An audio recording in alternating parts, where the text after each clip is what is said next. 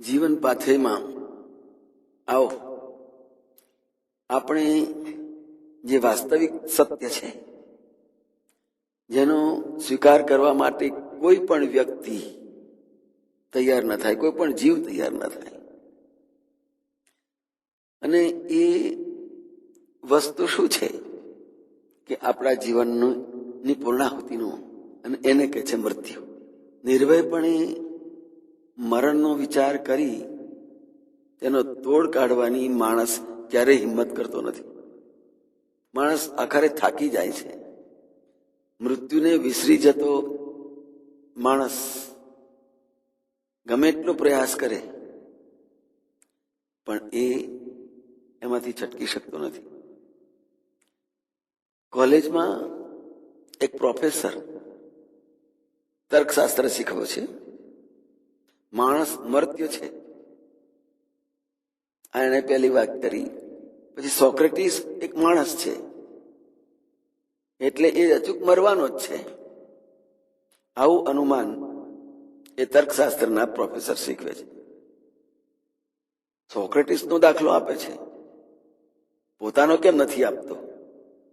Professor પણ માણસ છે અને એ પણ મર્ત્ય તો છે જ. બધા જ માણસ મર્ત્ય છે, માટે હું પ્રોફેસર પણ મર્ત્ય છું, હે શિષ્ય તું પણ મર્ત્ય છું, એવું એ પ્રોફેસર ક્યારેય શીખવતો નથી. એ મરણને માટે સોક્રેટીસને જ માથે ધકેલી દેશે, કારણ સોક્રેટીસ મરી પરવારેલો છે. એ તકરાર કરવા આવવાનો જ નથી, હાજર થવાનો નથી. શિષ્ય અને ગુરુ બંને સોક્રેટીસને મરણ અર્પણ કરી પોતાની બાબતમાં તેરી ભી ચૂપ મેરી ભી ચૂપ એવી વાતને સ્વીકાર કરી દે છે.